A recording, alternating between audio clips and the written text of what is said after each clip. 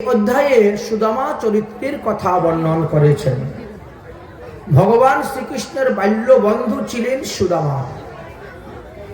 তিনি উজ্জয়িনীতে অবন্তিকাপুরীতে বিদ্যা শিক্ষা লাভ করার পর তিনি চলে যান পুরবন্দরে। পুরবন্দরেই বাসা তৈরি করেন, অবস্থান করে, সেখানে বিবাহ করেন এবং সংসারী হন। ভগবান শ্রীকৃষ্ণ ওখানে বিদ্যা শিক্ষা লাভ করে মথুরায় চলে যান। মথুরায় 32 বছর বয়স পর্যন্ত ছিলেন, তারপরে দ্বারকায় এসেছেন। দীর্ঘ এত বৎসরের মধ্যে দুই বন্ধুর মধ্যে কোনো যোগাযোগ নেই। তবে সুদামা অন্যান্য ভক্তের মাধ্যমে জানতে পারে শ্রীকৃষ্ণের কথা। যাই হোক, সুদামা বাল্যবেলা হইতেই কৃষ্ণ ভক্ত, হরিভক্ত। সুদামা ব্রাহ্মণ হওয়া সত্ত্বেও তিনি কখনো ভিক্ষে করতেন না। তার সিদ্ধান্ত ছিল ব্রাহ্মণ যজন, যাজন, অধ্যয়ন, অধ্যাপনা, দান লেনা, দান দেনা, এই 6টি কর্মের মাধ্যমে সে জীবন যাপন করবে। ব্রাহ্মণের ভিক্ষা করা উচিত নয়। ব্রাহ্মণ ভিক্ষা করবে কেন? ভিক্ষা করবে না। তাই তিনি অযাচিত ভাবে যদি কিছু পেতেন সেটাই গ্রহণ করে জীবন যাপন করতেন। আর সর্বদাই তিনি হরিভজন করতেন। তিনি বিবাহ করেছিলেন, স্ত্রীর নাম ছিল সুশীলা। তিনার মতনই ত্যাগ, তিতিজ্ঞা, বৈরাগ্য তিনার মধ্যে ছিল। স্বামী স্ত্রী দুইজন হরিভজন করতেন। তো তিনার স্ত্রী সুশীলা প্রায় সময় বলতেন, আমি শুনেছি তোমার বাল্যবন্ধু কৃষ্ণ নাকি এখন দ্বারকার রাজা হয়েছেন। প্রতিদিন সকালবেলা তিনি ঘুমের থেকে উঠে উপনিষদ পাঠ করেন, তারপরে গাভীদান, স্বর্ণদান, অন্নদান, ভূমিদান, বস্ত্রদান করে থাকেন। হাজার হাজার ব্রাহ্মণগণ সকাল 6টা থেকে লাইন ধরে দান গ্রহণ করার জন্য। যতক্ষণ ব্রাহ্মণগণ আসতে থাকেন ততক্ষণই দান করেন, তারপরে গিয়ে রাজকার্য করেন। ওগো, আমাদের সংসার তো বড় অভাব অনটন, নুন আনতে পান্তা ফুরায়। অতএব যদি কোনো সাধুসন্ত মহাত্মা আমাদের বাড়িতে আসে, তাদেরকে সেবা করার মতন কোনো সুযোগ সুবিধা আমাদের নেই। তো যাও না, একটু সাধু সেবার জন্য কিছু ধনে নিয়ে আসো। সুদামা কি বলতেন, ভগবানের কৃপা হলে এমনিতেই হবে না। যদি না তো নাম দয়ানিধি হে তো দয়া भी करेंगे कभी ना कभी। ভগবানের এক নাম কি? দয়ানিধি। তুমি তার চরণ আশ্রয় করে পড়ে থাকো, তিনি একদিন না একদিন তোমাকে দয়া করবেন। यदि नाथ का नाम दयानिधि है, यदि नाथ का नाम दयानिधि है, तो दया भी करेंगे कभी ना कभी, तो भी दया भी करेंगे कभी ना कभी। दुखिया हरि दुखिया जन के, दुखिया हरि दुखी आजन के, दुख क्लेश हरेंगे कभी ना कभी। यदि नाथ का नाम दयानिधि है, यदि नाथ का नाम दयानिधि है, तो दया भी करेंगे कभी ना कभी। देवी, ভগবানের ভজন করতে থাকো, ভগবান একদিন না একদিন দয়া করবেন। তাই ভগবানের ভজন করতে আছেন, পরে আছেন। অযাচিত বৃত্তির দ্বারা যা পান তাতেই সন্তুষ্ট।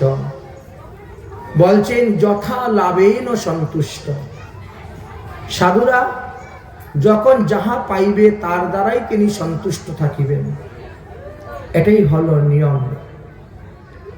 কিন্তু মধ্যে মধ্যে ভগবানকে ডাকতেন, হে ভগবান, তুমি একটু আমার ঘরে আসো, এসে একটু দেখে যাও আমি কেমন ভাবে আছি।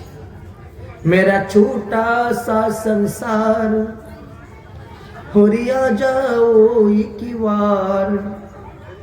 ভগবানকে ডাকতেন, ও মেরা ছোটা সা সংসার, হরি আ যাও একবার।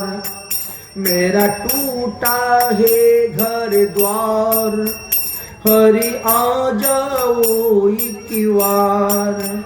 हरि आ जाओ, हरि आ जाओ, हरि आ जाओ एक बार। मेरा टूटा है घर द्वार, हरि आ जाओ एक बार। কিন্তু শ্রীহরি আসছেন না, ভক্তকে পরীক্ষা করে যাচ্ছেন। আমাদের মহাজনগণ বলছেন এটা হলো সুদামার প্রারব্ধ কর্ম। যখন সুদামা গুরুকুলে বাস করছিল, শ্রীকৃষ্ণের সঙ্গে বন্ধুত্ব স্থাপন করেছিল, একদিন গুরুদেব বললেন আজকে সুদামা আর কৃষ্ণ যাবে জঙ্গলে কাঠ সংগ্রহ করার জন্য। গুরুমা কৃষ্ণকে খুব ভালোবাসতেন, এই জন্য রাস্তার খাবারের জন্য কতগুলো ছোলা ভাজা করে দিয়েছিলেন। যদিও 2 ভাগে 2 প্যাকেট করে দুজনকে দিতেছেন, কিন্তু কৃষ্ণ একটু বেশি দৈন্যতা দেখাতে গেলেন। কৃষ্ণ বলছেন না না থাক, দুটাই সুদামার কাছে থাক। সুদামা ব্রাহ্মণ মানুষ, তার কাছেই থাক। আমার যখন ক্ষুধা লাগবে আমি তার কাছ থেকে চেয়ে খেয়ে নিব, ওর কাছেই থাক। বাট আমার কাছে থাকলে হয়তো আমারটা নাও খেতে পারে। আমি ক্ষত্রিয় আর সে হলো ব্রাহ্মণ। ক্ষত্রিয়ের হাতে তো ব্রাহ্মণ খেতে নারাজ থাকে। এই জন্য কৃষ্ণ তিনার দেশাচার, লোকাচার এবং বর্ণধর্ম অনুসারে তিনি বলছেন থাক থাক, ওটা ব্রাহ্মণের কাছেই থাক, আমার প্রয়োজনে আমি চেয়ে নিই। সারাদিন কাষ্ঠ সংগ্রহ করতে করতে কাঠের বোঝা মাথায় করে নিয়ে যখন বাড়ির দিকে মানে আশ্রমের দিকে রওনা হয়েছেন গুরুদেবের, হঠাৎ মুষলধারে বৃষ্টি। বৃষ্টি আর বন্ধই হচ্ছে না। 2 বন্ধু তখন 2 গাছের মধ্যে উঠে বসেছিলেন। একজন আরেকজনকে দেখেন, কারণ বনে অনেক হিংস্র প্রাণী আছে, তো কখন কে এসে যাবে, তাই একজনে আরেকজনকে তাকালে দেখা যাবে, রক্ষণাবেক্ষণ করা যাবে। এই জন্য সুদামা তো ব্রাহ্মণ, পেটের ক্ষুধা সহ্য করতে পারে না। ভুকা বামন সের কি বরাবর। যব ক্ষুধা লাগে যায় ব্রাহ্মণের, তখন আর বুদ্ধি ঠিক জায়গায় থাকে না। সুদামা কি করছে, ধীরে ধীরে পুটলাটা বের করে ঠকঠক করে খেতে শুরু করে দিয়েছে। ভগবান শ্রীকৃষ্ণ অন্তর্যামী, সবই জানেন, সবই বুঝেন, তারপরেও ভক্তকে একটু পরীক্ষা করেন। বন্ধু কি ব্যাপার, শব্দ আসছে দেখি, কি চান ছোলা ভাজা খাচ্ছ নাকি? বলছে না না ছোলা ভাজা খাচ্ছি না, আমার দাঁতে দাঁতে ঠকঠক করে নড়তেছে শীতে, যে পরিমাণে ঠান্ডা হাওয়া চলতেছে, বৃষ্টি ঠান্ডা, কিন্তু বাস্তবে কিন্তু ছোলা ভাজা খাচ্ছেন। আচ্ছা নিজের ভাগেরটা খাচ্ছেন, খেতে খেতে খেতে খেতে কৃষ্ণের ভাগও খেয়ে নিয়েছেন, ভগবানেরটাই খেয়েছেন। আচ্ছা ভগবানের দ্রব্য যদি ভগবানকে না দিয়া কেউ খায়, তাহলে সেটা চুরি করে খাওয়া হয়, আর চুরি করে খাওয়ার ফল আপনাকে তো ভোগ করতেই হবে। কেউ বা তার কর্মফল ইহজগতেই ভোগ করে যায়, আর কেউ বা তার কর্মফল পরজন্মে এসে ভোগ করে। তাই তো সুদামার কিন্তু ইহজগতেই ভোগ। গোবিন্দের বস্তু গোবিন্দকে না দিয়ে খাওয়ার কারণেই হলো তিনার এই দিন দারিদ্রতা। তাই তিনি যতই অনুনয় বিনয় করে কান্না করেন না কেন, গোবিন্দ কিন্তু তিনার পূর্বন্দর তার বাড়িতে এখনো আসেন নাই। এদিকে সুশীলা বারবার অনুরোধ করছে, ওগো যাও, তুমি যাও। তিনি বলছেন বন্ধুর বাড়ি যেতে গেলে তো হাতে কিছু নিয়ে যেতে হয়, খালি হাতে যেতে নাই। আজ 3 দিন গত হয়ে গেছে, অযাচিত ভাবে কোনো কিছুই গৃহে আসে নাই। আজ 3 দিন ধরে একেবারে কাটকা উপবাস, নির্জলা। কি নিয়ে যাব বন্ধুর বাড়ি? তো সুশীলা বলছে, তাহলে তোমার বন্ধুর জন্য আমি একটু ভিক্ষে করতে যাব? ভিক্ষে করতে যাব আমাদের জন্য নয়, তোমার বন্ধুর জন্য। হ্যাঁ, ভগবানের জন্য ভিক্ষা করতে দোষ নেই, কিন্তু নিজের আত্মরক্ষার জন্য যদি ব্রাহ্মণ ভিক্ষা করে সেটা তো দোষ আছে। তো যাও ভিক্ষে করতে। সুশীলা আজ ভিক্ষে করতে গিয়েছেন, 4 মুষ্টি চিরা পেয়েছেন, চিপিটক। ওই 4 মুষ্টি চিরাই ছিল তাদের ঘরের শেষ সম্বল, আর কিছুই নেই। একটা ধুতির কোনার মধ্যে বেঁধে পিঠের মধ্যে ফেলে সুদামা রওনা হয়েছেন, দ্বারকায় যাবেন ভগবান শ্রীকৃষ্ণকে দেখা করার জন্য। তখন পৌষ মাস ছিল, খুব ঠান্ডা। পরনের একটা মাত্র ধুতি, তার অর্ধেকটা পরতেন আর অর্ধেকটা গায়ের মধ্যে দিতেন, আর তার আবার এক কোণার মধ্যে ওই 4 মুষ্টি চিরা বাঁধা আছে। এটি তিনার শেষ সম্বল। রওনা হচ্ছেন। পোরবন্দর থেকে ভগবান শ্রীকৃষ্ণের দ্বারকা পুরী হলো 88 কিলোমিটার। তো 88 কিলোমিটার হেঁটে যেতে গেলে এই বৃদ্ধ ব্রাহ্মণের সময় লেগে যাবে 2 থেকে 3 দিন। একদিনে 20-25 কিলোমিটার বেশি তো হাঁটতে পারবে না, বয়স তো অনেকটা হয়েছে। এই জন্য তো চলছে। রাস্তা চলতে চলতে কিছুক্ষণ গিয়ে একটি গাছতলায় যখন বসেছেন, এমনি ঘুম এসে গেছে। অন্তর্যামী ভগবান তখন গরুর পক্ষীকে বলছেন, গরুর, আমার বাল্যবন্ধু সুদামা ক্ষুধা পিপাসায় কাতর, সে আমাকে দেখার জন্য আসতেছে, অথচ সে একটি গাছের নিচে এসে বসতেই শুয়ে পড়েছে। শুয়েছে মানে সেই শোয়া, নিদ্রা, মহানিদ্রা। তুমি যাও, ওই ব্রাহ্মণকে গরুরে তোমার পৃষ্ঠের মধ্যে বসিয়ে আমাদের দ্বারকার বট গাছের নিচে রেখে দাও।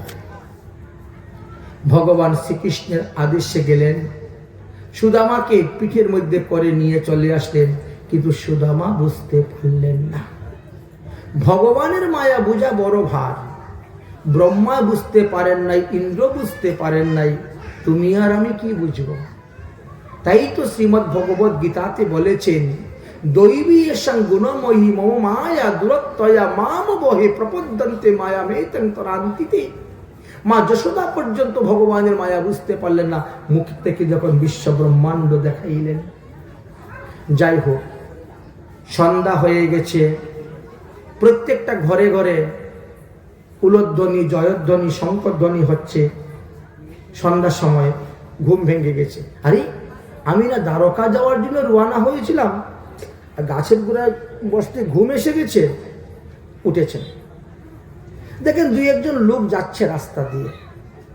তো জিজ্ঞেস করছে, ও ভাই, এই দ্বারকা আর কত দূর? তারা বলছে, আরে এটাই তো দ্বারকা। আরে, আমি দ্বারকা পৌঁছে গেলাম? কখন পৌঁছলাম, কেমন করে পৌঁছলাম? আশ্চর্য। যাই হোক, দ্বারকা পৌঁছেছেন। কৃষ্ণ কোন ঘরে থাকেন?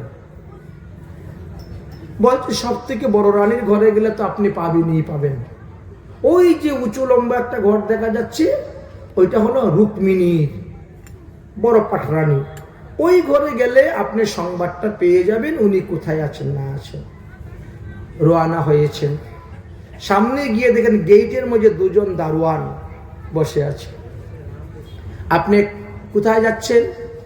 আমি কৃষ্ণের সঙ্গে দেখা করতে যাচ্ছি। এখন হবে না, কালকে সকালবেলা আসবেন। উনি বিকালবেলা কারোর সঙ্গে দেখা করেন না, প্রতিদিন সকালবেলা দেখা করেন এবং যার যেটা প্রয়োজন সেটা তিনি দান করেন। যে যা চায় তাই তিনি দান করেন, তার কথা শুনেন। অতএব আপনি কালকে সকালবেলা আসবেন, এখন চলে যান। সুদামা বলছেন, আরে সে আমার বাল্যবন্ধু। তোমাদের রাজা কৃষ্ণ আমার বাল্যবন্ধু। আমরা একসঙ্গে স্কুলে লেখাপড়া করেছি, গুরুগৃহে একসঙ্গে বাস করেছি। একবার খালি গিয়ে বলো যে পূর্বন্দর থেকে তোমার বাল্যবন্ধু সুদামা বিপ্র এসেছে। তারপরে সে কি বলে না বলে সেটা এসে আমাকে জানাও। আমি ভিক্ষা নিতে আসি নাই, আমি দান নিতে আসি নাই, আমি এসেছি আমার বন্ধুকে দেখতে। প্রহরী যখন শুনল যে ভগবানের বাল্য বন্ধু, মাথাটা নত হয়ে গেল। ঠিক আছে, আমি যাচ্ছি আদেশ নেওয়ার জন্য। গিয়ে উপস্থিত হয়েছেন রুক্মিণীর ঘরের সামনে। দ্বারকাধীশ ভগবান কি জয় হোক। ভগবান বলছেন, কে? আমি। কেন, কি ব্যাপার, অসময়ে কেন এখানে? আরে আপনার বাল্য বন্ধু সুদামা এসেছেন। কথাটা শোনার সঙ্গে সঙ্গে ভগবান শ্রীকৃষ্ণ রুক্মিণীর পালঙ্ক থেকে লাফ দিয়ে উঠেছেন। সুদামা বন্ধু বলে ডাক দিয়ে দিয়েছেন দৌড়। এমন ভাবে দৌড়ে গিয়েছেন যে কাঁধের থেকে কখন দুপাট্টাটা পড়ে গেছে সেটাও বুঝতে পারেন নাই। অতি আদরের সহিত গিয়ে সেখান থেকে গলাগলি কুলাকুলি করে একেবারে নিয়ে আসছেন রুক্মিণীর গৃহে। রুক্মিণীর গৃহে এনে ভগবান শ্রীকৃষ্ণ যে সিংহাসনে বসেন, সেই সিংহাসনে বসেছেন। বসিয়ে রুক্মিণীকে আদেশ দিলেন, যাও জল নিয়ে আসো, একটু গরম জল আনবে, শীতের সময় গরম জল করে নিয়ে আসো, ব্রাহ্মণের চরণ ধোয়াও, চরণ মুচাও, ফুলের মালা আনো, পরাও, আরতি করো। শুরু হলো সেবা যত্ন। ভগবান শ্রীকৃষ্ণ যে পালঙ্কের মধ্যে রুক্মিণীকে নিয়ে শয়ন করেন, সেই পালঙ্কের মধ্যে সুদামাকে শয়ন করে দিয়েছেন। দুই পা ধীরে ধীরে টিপে দিচ্ছেন, পদ সম্ভাষণ করছেন। 88 কিলোমিটার রাস্তা হেঁটে এসেছি বন্ধু আমার সঙ্গে দেখার জন্য, কত কথাবার্তা বলছেন। এই পথটাকে খুব সুন্দর আমাদের মহাজনগণ রচনা করে গেছেন। আসুন সেই পথটা একটু আস্বাদন করি। ওরে দুয়ার পালো कन्हैया को के दे,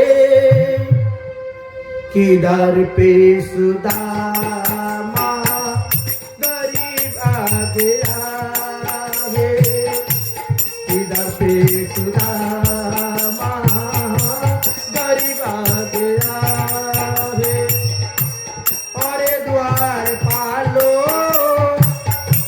कन्हैया के दे, किधर पे सुदामा गरीब आ गया है, किधर पे सुदामा गरीब आ गया है।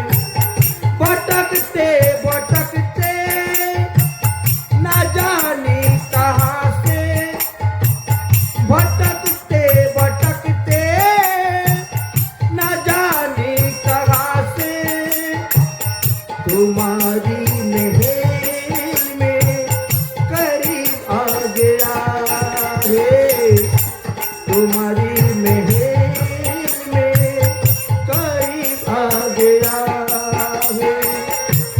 और द्वार पालो कन्हैया को के दे, किधर पे सुदामा गरीब आ गया।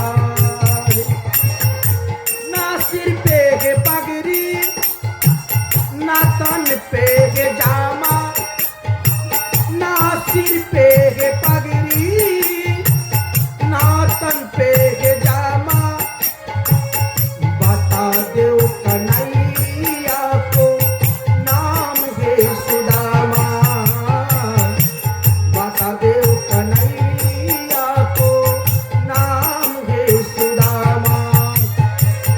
एक बार मोहन से जाकर के दाओ, एक बार मोहन से जाकर के देओ, के मिल न सका अजीब आ गया है। और द्वार पालो कन्हैया को के दे, किधर पे सुदामा गरीब आ गया है। सुनते ही दौड़े चले आए मोहन,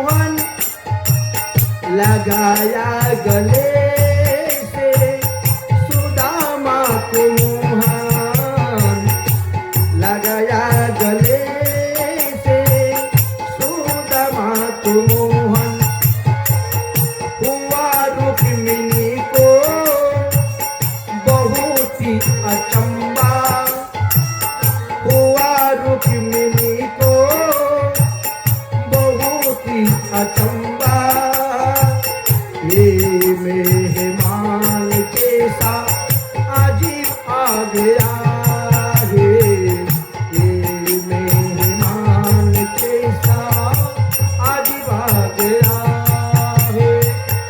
और द्वार पालो कन्हैया तो के दे, किधर पे सुदामा गरीब आ गया है, किधर पे सुदामा।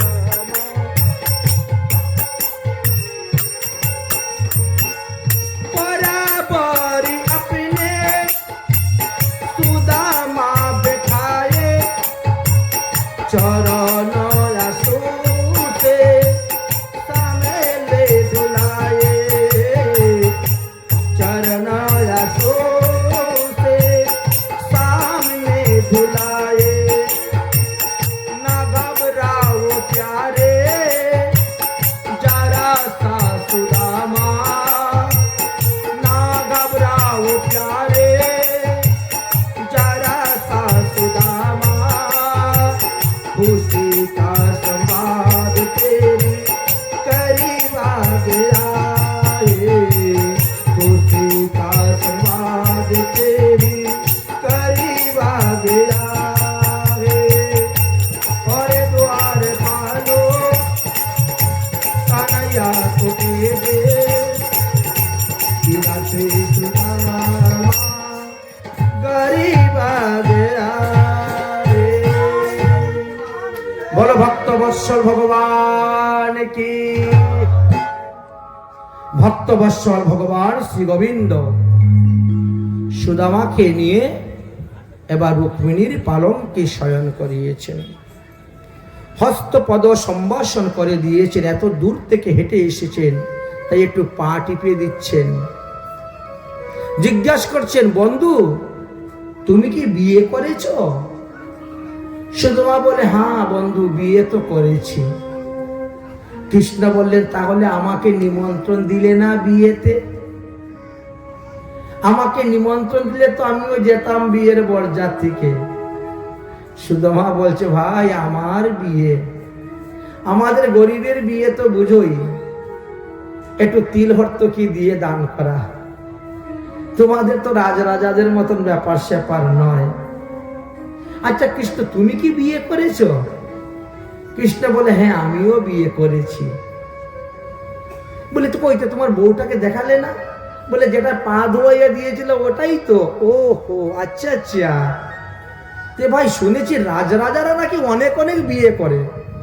তা বন্ধু, তুই দ্বারকার রাজা হয়ে একটা বিয়েই করলি? বলে, না না, একটা কেন বিয়ে করব, আমিও অনেকগুলো বিয়ে করেছি। বলে, তো বাকিগুলো দেখালি না কেন? বলে, কাল সকালবেলা দেখাবো। চিন্তা করিও না বন্ধু, এতদিন পরে আসছো, 2-4 দিন তো থাকবে। সুদামা বলছে, বন্ধু তুই অনেকগুলা বিয়ে করলি, তো একটা বিয়ে তো আমাকে নিমন্ত্রণ দিলি না। আমি তো না ভাই একটাই বিয়ে করেছি, আর তুমি অনেকগুলো বিয়ে করলে, তাও কোনো একটা বিয়েতে আমাকে নিমন্ত্রণ দিলি না। ভগবান বলে, আমি যে পরিস্থিতিতে বিয়ে করেছি ওরকম পরিস্থিতিতে কোনো ব্যক্তি বিয়ে করে নাই আজ পর্যন্ত, আর করবেও না ভবিষ্যতে। আমি যে পরিস্থিতির মধ্যে বিয়ে করেছি তা বলার মতো না। নিমন্ত্রণ দেওয়ার কোনো সুযোগই নেই, মা বাবাকে বলার সুযোগ নেই, মা বাবার থেকে অনুমতি নেওয়ার সুযোগ নেই। এমন এমন পরিস্থিতির মধ্যে আমাকে বিয়ে করতে হয়েছিল। তাহলে তোমাকে নিমন্ত্রণটা দেই কেমন করে বন্ধু? আচ্ছা থাক সেই সব কথা, তোমার বিয়ে তো আমাকে নিমন্ত্রণ দেওয়া নাই, আর আমার বিয়েতেও তোমাকে নিমন্ত্রণ দেওয়া হয় না। আচ্ছা বন্ধু, তুমি যখন আমাকে দেখার জন্য এসেছো, তাহলে নিশ্চয়ই বৌদি আমার জন্য কিছু দিয়েছে। সুদামা তখন এই বৈভব দেখে লজ্জায় আর ভালো করে চেপে ধরছেন, 4 মুষ্টি চিরাকে। না না, কি দিবেন, আমরা গরিব মানুষ, ভিক্ষা শিক্ষা করে জীবন চলে, আমরা কি আনবো তোমার জন্য, আর কি দিব? ভগবানের সোনার খাট, সোনার পালং, সোনার দরজা, সোনার থাল, সোনার গ্রাস, সোনার সিংহাসন দর্শন করে 4 মুষ্টি চিরা বের করে দেওয়ার মতন আর জুড়েইল না। ভগবান তো অন্তর্যামী, সব জানেন, কিন্তু সুদামার লজ্জাবশত 4 মুষ্টি চিরা বের করে দিচ্ছে না। গোবিন্দ বলছেন, বন্ধু তুমি তো জানো, পত্রং পুষ্পং ফলম তুয়ম যে মে ভক্তি প্রয়শ্চতি। যদি কোনো ভক্ত প্রেমের দ্বারা, শ্রদ্ধার দ্বারা, ভক্তির দ্বারা আমাকে 1 গণ্ডূষ জল দান করে, একটা তুলসী পাতা দান করে, আমি তাহা সাদরে গ্রহণ করি। আমি তার দানের কাছে ঋণী হয়ে যাই। তার ঋণ শোধ করার জন্য আমি তার পিছনে পিছনে দৌড়ে যাই। নিশ্চয়ই বৌদি কিছু না কিছু আমার জন্য দিয়েছেন। সুদামা বলছে, না না ভাই, বিশ্বাস কর, সত্যি সত্যি বলছি, কিচ্ছু দেয় না। গোবিন্দ খপ করে ধরে ফেলছেন। তাহলে বগলের নিচে এটা কি তুমি লুকাচ্ছ? পুটলাটা টান দিয়ে বের করে নিয়েছেন। খুলে আহা, চিপিটক। সে তো সেই বাল্যকালে গুরুমার গুরুকুলে খেয়েছিলাম। গুরুমা কি সুন্দর চিরা ভেজে আমাদেরকে দিতেন খাওয়ার জন্য। আজ এতটা বৎসর গত হয়েছে, স্বর্ণ থালায় অন্ন খাচ্ছি বটে, কিন্তু এমন স্বাদের চিরা আর খাই নাই।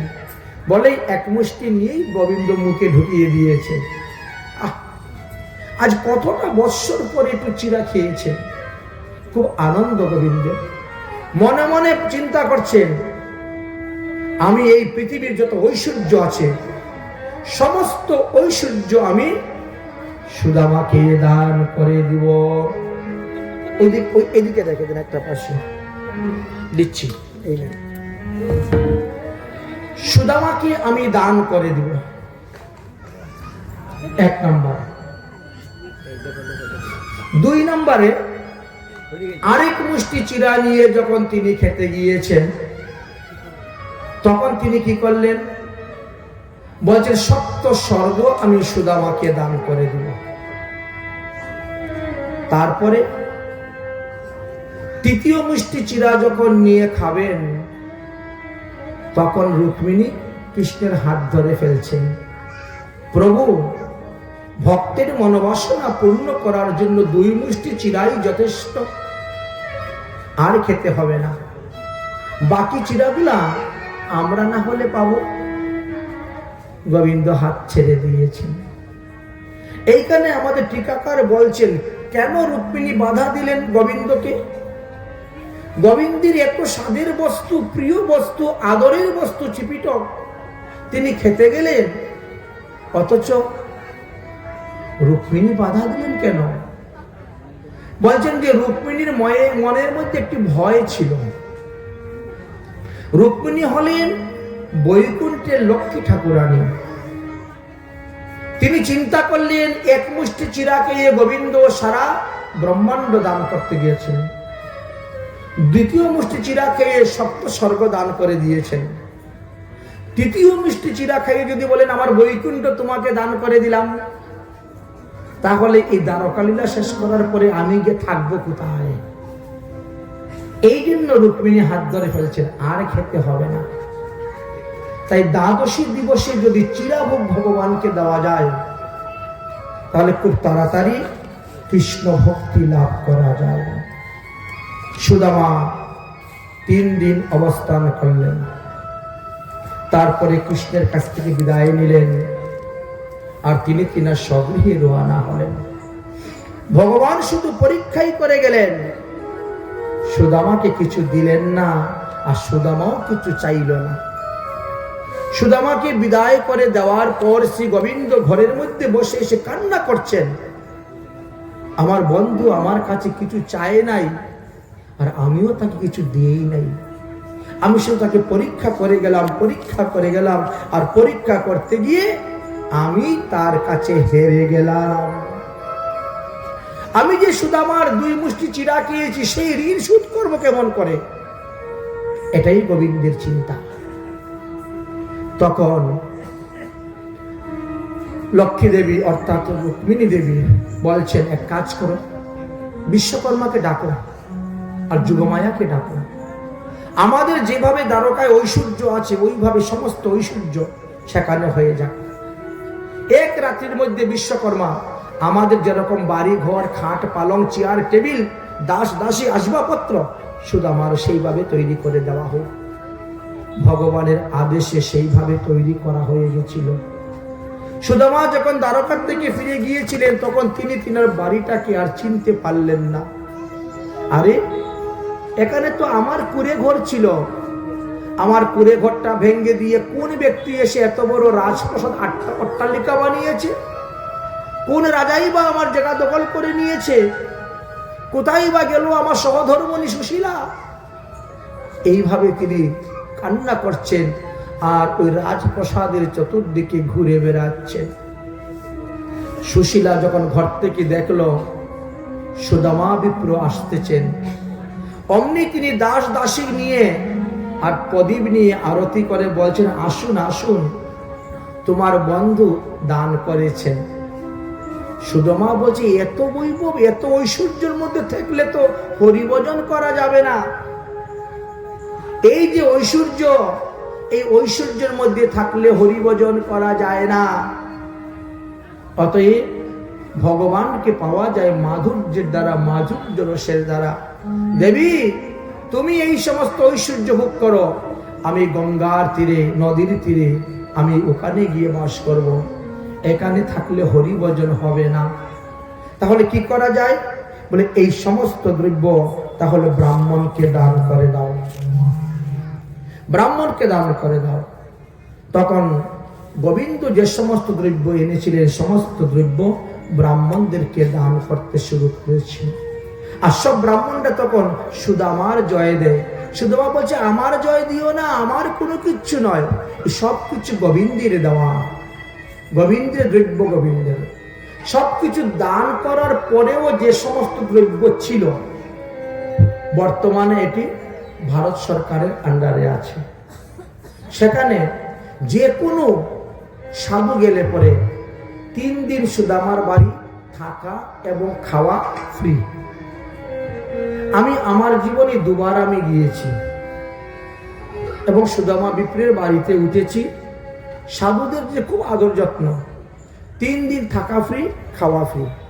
ওখানে গিয়ে আসন লাগান, আপনার ইচ্ছা মতো আপনি ঘুরে বেড়ান পুরবন্দর। এত সুন্দর জায়গা। সবাই সুদামার জয় দিলেও সুদামা বলছেন কি, ভগবানের জয় দাও। এ প্রভু आपकी कृपा से सब काम हो रहा है, करते गए तुम कन्हैया, करते गए तुम कन्हैया, मेरा नाम हो रहा है। आपकी कृपा से सब काम हो रहा है, आपकी कृपा से सब काम हो रहा है। करते गए तुम कन्हैया, करते गए तुम कन्हैया, और मेरा नाम हो रहा है। आपकी कृपा से सब काम हो रहा है, आपकी कृपा से सब काम हो रहा है। हे प्रभु আপনার কৃপাতেই সব কাম হচ্ছে। যাই হোক, এইভাবে দেখতে দেখতে আরো কিছুদিন গত হয়ে গেল। ভগবান শ্রীকৃষ্ণ যখন দ্বারকায় রাজত্ব করছিলেন সেই সময় এক বিশাল মহাগ্রাস সূর্যগ্রহণ হয়েছিল। পূর্ণগ্রাস সূর্যগ্রহণ, এমন সূর্যগ্রহণ আর কখনো হয়নি।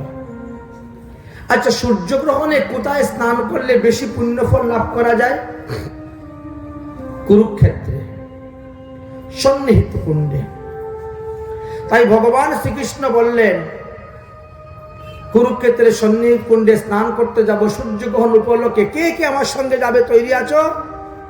ভগবান শ্রীকৃষ্ণের সকল স্ত্রীগণ রাজি, ছেলেরা রাজি, মেয়েরা রাজি, নাতি নাতনি সবাই রাজি। তখন দ্বারকার থেকে সবাইকে নিয়ে রওনা হয়েছে কুরুক্ষেত্রে। তখন ভগবান শ্রীকৃষ্ণের বয়স কত ছিল? 112 বৎসর। 112 বৎসর বয়স, কিন্তু দেখলে পরে মনে হতো কৃষ্ণকে 15 বৎসরের কিশোর। কারণ 112 বৎসর বয়সেও একটা চুলদারি গুফ উঠে নাই। আর আজকালকে এত মোটা মুজ সেও ভগবান হয়ে যায়। কিছু কিছু সম্প্রদায় আছে না, দেখবেন ফটোর মধ্যে এই বড় মুসালা, আর তার চরণে তুলসী পাতা দিয়ে পূজা করছে ভগবান। ভগবান রামচন্দ্র 11,000 বৎসর রাজত্ব করেছেন, একটা গুপদারি উঠে নেই। ভগবান কৃষ্ণচন্দ্র 125 বৎসর, একটা গুপদারি উঠে নেই। আর মহাপ্রভু 48 বৎসর, তাও গুপদারি উঠে নেই। বুঝেই না ভগবান কাকে বলে। আকৃতি প্রকৃতি হয় স্বরূপ লক্ষণ, কার্যের দ্বারা জানা যায় তটস্থ লক্ষণ। ভগবান যখন গিয়েছেন, এদিকে বৃন্দাবন থেকে রাধারানী, বিশ্বভানু মহারাজ, কীর্তিদা মাইয়া, নন্দ বাবা, মা যশোদা, ললিতাদি অষ্টসখীগণ, তারাও রওনা হয়েছেন কুরুক্ষেত্রে যাওয়ার জন্য। কেন? শ্রী গোবিন্দের সঙ্গে সেখানে দেখা হবে। আজ 100 বৎসর হয়ে গেছে, তারা গোবিন্দকে দর্শন করতে পারে নাই। তাই ব্রজবাসীগণ সবাই যাচ্ছেন গোবিন্দকে দর্শন করার জন্য। তারা ঊর্ধ্বমুখী হয়ে রওনা হয়েছেন। যাই হোক, সেখানে গেলেন। কুরুক্ষেত্র গ্রহণের সময় সবাই কি করে? হরিনাম জপ করে, হরি কথা আস্বাদন করেন। গ্রহণ শেষ হলে পরে স্নান করা হবে। ভগবান শ্রীকৃষ্ণ কুরুক্ষেত্রে গিয়েছেন, এই কথা শুনে যত মুনি ঋষিরা ছিল তারাও সবাই গিয়ে উপস্থিত। আমরা ভগবানকে দর্শন করব, তিনার মুখ থেকে ভাগবত ধর্ম কথা শুনবো, শিখব। কিন্তু ভগবান তো কখনো ভগবানের কথা বলেন না, হরি কথা বলেন না। বলান কাকে দিয়ে? তিনার ভক্তকে দিয়ে। তাই দেবর্ষী নারদের উপর ভার দিয়ে দিলেন। দেবর্ষী নারদ হরি কথা আরম্ভ করেছেন। ভগবান শ্রীকৃষ্ণ লীলা কথা বর্ণন করতে করতে বললেন যে ভগবান শ্রীকৃষ্ণ গুরুদেবের কাছ থেকে বিদ্যা শিক্ষা লাভ করে গুরু দক্ষিণা দিয়ে এসেছেন। আর গুরু দক্ষিণা স্বরূপ কি দিয়েছিলেন? 12 বৎসর আগে যে গুরুদেবের পুত্র মারা গিয়েছে তাকে জমালয় থেকে এনে গুরু দক্ষিণা রূপে দিয়েছিলেন। এই কথা শুনে ফেললেন দেবকী। আগে কিন্তু জানতেন না দেবকী। আজ এতটা বৎসর গত হয়ে গেছে, প্রায় 100 বৎসর, দেবকী শুনেন নাই, জানেন নাই, আজকে জানতে পেরেছেন। তাই দেবকীর মনে ইচ্ছা, তাহলে কংস যে আমার 6টা পুত্রকে মেরেছিল, আমিও কৃষ্ণকে বলবো, যা তোর 6 ভাইকে নিয়ে আয়, আমি দেখব। এটি হলো দেবকীর মনের বাসনা। যাই হোক, গ্রহণ সমাপ্ত হয়ে গেছে, সবাই ধুমধাম স্নান করতে নেমে গেছেন। হই হই রই রই করে স্নান করতে শুরু করেছেন। রাধারানীও স্নান করেছেন ললিতা সখীদেরকে নিয়ে। আর স্নান করে যেই ঘুরেছেন, এমনি শ্রীকৃষ্ণকে দেখে ফেলেছেন। 100 বছর পূর্ণ হয়ে গেছে। এমনি উঠে কৃষ্ণকে একেবারে জড়িয়ে ধরেছেন। কৃষ্ণ বলছে, ছাড়ো ছাড়ো, এখানে আমার 16,108 জন স্ত্রী আছে, আমার ছেলেরা আছে, আমার ছেলের বউরা আছে, নাতি নাতনি আছে। এরা দেখলে পরে কি উপহাসটা করবে, পরিহাসটা করবে। আমি সন্ধ্যার পরে আসবো তোমাদের ঘেরাতে। এইভাবে কথা দিলেন। বহুদিন পরে বধুয়া এলে, দেখা না হইলে পরান্ত গেল যেত। দুঃখিনীর কাল দুঃখেতে গেল, মথুরা নগরী তুমি ছিলে তো ভালো। এইসব দুঃখ কিছু নাহি বাণী, তোমার কুশল কথা আমরা সব শুনি। তুমি যে ভালো আছো এতেই আমরা সুখী। এতেক সহিন আমি অবলা বলিয়া, ফাটিয়া যাইত পাষাণ্য হইলে। অবলা বলে সহ্য করে গেছি 100টি বৎসর। তাই বলছেন চলো গোবিন্দ, আমরা তোমাকে নিয়ে বৃন্দাবনে যাব। কিন্তু এই কৃষ্ণ যে দ্বারকার কৃষ্ণ কোনদিন বৃন্দাবন দেখেই নাই। কারণ দ্বারকার কৃষ্ণ তো আলাদা। দ্বারকার কৃষ্ণ মনে তখন বাসনা হলো, তাহলে আমি বৃন্দাবনে যাই, বৃন্দাবনটা একটু দেখি। তাহলে আমি তো বৃন্দাবন দেখিই নাই। তখন রাধারানী রথের মধ্যে বসিয়ে আবেশে রথ টানতে শুরু করলেন, আর বৃন্দাবনে নিয়ে রওনা হলেন। অবশেষে রাধা কৃষ্ণকে করে নিবেদন, যেই তুমি সেই আমি সেই নববৃন্দাবন, তথাপিও আমার মন হয় বৃন্দাবন, বৃন্দাবনে উদয় করাও আপনার চরণ। তোমাকে এখানে দেখে আমার ভালো লাগছে না, কারণ ইহা লোক অরণ্য হাতি গুড়া রথ। এখানে তোমার সঙ্গে লক্ষ লক্ষ লোক, হাতি ঘোড়া রথ দেখা যাচ্ছে, আর বৃন্দাবনে তুমি বাঁশি বাজাতে, গরু রাখতে। আমি সেই রূপ, সেই ভাব, সেই দেখলে পরে আনন্দ পাই। ইহা অরণ্য হাতি ঘোড়া রথ ধ্বনি, আর উহা পুষ্পবন ভিঙ্গ পিঙ্গের গান শুনি। এই রাজবেশের সঙ্গে এই ক্ষত্রিয়গণ আমার ভালো লাগছে না। তাহা গোপবেশ, সেই মুরলী বদন, সেই মুরলী বদন দর্শন করতে আমি চাই। এইভাবে নিয়ে গিয়েছিলেন। যাই হোক, তারপর 3 মাস সেখানে অবস্থান করার পর ভগবান শ্রীকৃষ্ণ পুনরায় দ্বারকায় চলে গিয়েছিলেন। অতঃপর বলরাম আসছিলেন শ্রীধাম বৃন্দাবনে, এবং বলরাম অবস্থান করেছিলেন। বলরামের সঙ্গে গোপীগণ 2 মাস রাসলীলাও করেছিল, ইত্যাদি কথা জানা যায়। এদিকে ভগবান শ্রীকৃষ্ণ কুরুক্ষেত্রের সন্নিহিত কুণ্ডে স্নান করে সূর্যগ্রহণের পরে যখন দ্বারকায় গেলেন, তখন এক ব্রাহ্মণের সন্তান জন্মগ্রহণ করেই মারা গেল। ওই ব্রাহ্মণ তখন ভগবান শ্রীকৃষ্ণের চরণের নিচে সন্তানটাকে ফেলে দিয়ে কৃষ্ণকে গালি দিতে শুরু করেছে। রাজার পাপে প্রজারা দুঃখী পায়, অতএব কৃষ্ণ তুমি মহাপাপী, ঘোর পাপী, তোমার কারণে আমার ছেলে মারা গিয়েছে। ভগবান শ্রীকৃষ্ণ একটা কথাও বলতেন না। কতক্ষণ গালাগালি দিয়ে গিয়ে ছেলেটাকে সমাধি দিয়ে দিত। এইভাবে করতে করতে 9টি সন্তান মারা গিয়েছিল। দশমের সময়ে অর্জুন সেখানে ছিলেন। অর্জুন তখন বলছেন, আমি তোমার ছেলেকে রক্ষা করব, কথা দিলাম। যদি আমি রক্ষা করতে না পারি, তাহলে আমি অগ্নিতে প্রবেশ করে প্রাণ ত্যাগ করব। অর্জুন 1 বৎসর দ্বারকায় ছিলেন, তথাপিও তিনি ব্রাহ্মণের বালককে রক্ষা করতে পারেননি। তখন ব্রাহ্মণ রেগে গিয়ে অর্জুনকে খুব গালি দিয়েছিল। অর্জুন তখন ব্রাহ্মণের বালককে আনার জন্য জমালয়ে গিয়েছিলেন, বরুণালয়ে গিয়েছিলেন, স্বর্গে গিয়েছিলেন, সূর্যলোকে গিয়েছেন, চন্দ্রলোকে গিয়েছেন, গন্ধর্বলোকে গিয়েছেন, কিন্তু কোথাও ব্রাহ্মণের বালককে পেলেন না। তখন তিনি অগ্নিতে প্রবেশ করার জন্য যখন প্রস্তুত হলেন, তখন ভগবান শ্রীকৃষ্ণ বলেন, আমি জানি ব্রাহ্মণের বালকগণ কোথায় আছে, চলো আমার সঙ্গে। এই কথা বলে তিনি গিয়েছিলেন। আর গিয়ে তিনি ভূমা পুরুষের নিকট থেকে ব্রাহ্মণের 10টি পুত্রকে ফেরত এনে দিয়েছিলেন। দেবকী তখন বড় আশ্চর্য হলেন, এবং দেবকী তখন বললেন, কংস যে আমার 6টি পুত্রকে মেরেছিল, সেই 6টি পুত্রকে এনে দাও। ভগবান শ্রীকৃষ্ণ তখন রসাতলে গেলেন, আর বলিরাজার রাজ্য থেকে ওই 6 পুত্রকে নিয়ে এসে দেবকীকে দান করেছিলেন। দেবকী সেই পুত্রদেরকে দর্শন করে স্তন হইতে দুগ্ধ হইতে শুরু হলো।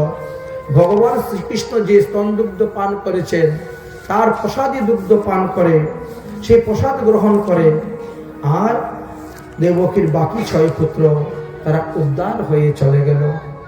অতঃপর ভগবান শ্রীকৃষ্ণ 2 ভক্তকে পরীক্ষা করার জন্য নেপালে গিয়েছিলেন। একজন ছিল রন্থিদেব নামে এক দরিদ্র ব্রাহ্মণ, আর একজন ছিলেন রাজা বহুলাস্য। দুজনকেই ভগবান কৃপা করেছিলেন। অতঃপর পরীক্ষিত মহারাজ জানতে চাইলেন যে আমার দাদু অর্জুন আমার ঠাকুমা সুভদ্রাকে কিভাবে বিবাহ করেছিলেন, এটা আমি জানতে চাই। তখন পরমহংস শিরোমণি সুখদেব গোস্বামী পাদ তাদের বিবাহের কথাও আলোচনা করলেন, কিভাবে সুভদ্রাকে অর্জুন বিবাহ করেছিল সেই তত্ত্বকথাগুলো সেখানে বর্ণন করলেন। যাই হোক, আমাদের পাঠ এখনো অনেক কিছু আছে, সময় হাতে কম, শুধু খালি দিগদর্শন করে আমরা যাচ্ছি। এদিকে দেবর্ষী নারতীর্থ ভ্রমণ করতে করতে দ্বারকায় এসে উপস্থিত হয়েছেন। তখন বসুদেব বলছেন, হে নারদ মুনি, কি করলে পরে মুক্তি লাভ করা যায়? এই সংসারে আর ভালো লাগছে না, সংসারে থেকে আর ইচ্ছে হচ্ছে না। এমন কিছু আছে যা করলে পরে আর পুনরায় মাতৃগর্ভে এসে জন্মগ্রহণ করতে হয় না? তখন তিনি বললেন, সে আমরা প্রত্যেকটা মানুষ জন্মগ্রহণ করার সঙ্গে সঙ্গে তিনটা ঋণে ঋণগ্রস্ত হয়েছি। এক হলো দেবঋণ, এক হলো ঋষিঋণ, আর এক হলো পিতৃঋণ। তো আপনি তো পিতৃঋণ থেকে মুক্ত হয়েই গেছেন, যেহেতু আপনি বিবাহ করে পুত্র উৎপাদন করেছেন, আপনি একাদশী আদি ব্রত করছেন, অতএব আপনি ঋষিঋণ থেকেও মুক্ত। আপনি যজ্ঞ করেছেন, আপনি দেবঋণ থেকেও মুক্ত হয়ে গেছেন, আপনি তিনটি ঋণ থেকে মুক্ত হয়ে গিয়েছেন। অতএব এখন শুধু একটা কাজই, সদ্গুরুর উপদেশ অনুসারে ভজন করে যাওয়া। আপনার গুরুদেব যেভাবে আপনাকে ভজনের পদ্ধতি দিবেন, আপনি সেইভাবে ভজন করে যান। একমাত্র ভক্তি সংযুক্ত করে ভজন করলেই ভগবানকে লাভ করা যায়, এছাড়া আর লাভের কোনো দ্বিতীয় উপায় নেই। এইভাবে দেবর্ষী নারদ উপদেশ দিয়ে চলে গেলেন। এদিকে মহারাজ পরীক্ষিত বলছেন, ভগবানের আর কি কি অপূর্ব লীলা আছে তা আপনি আমার নিকটে বর্ণন করুন।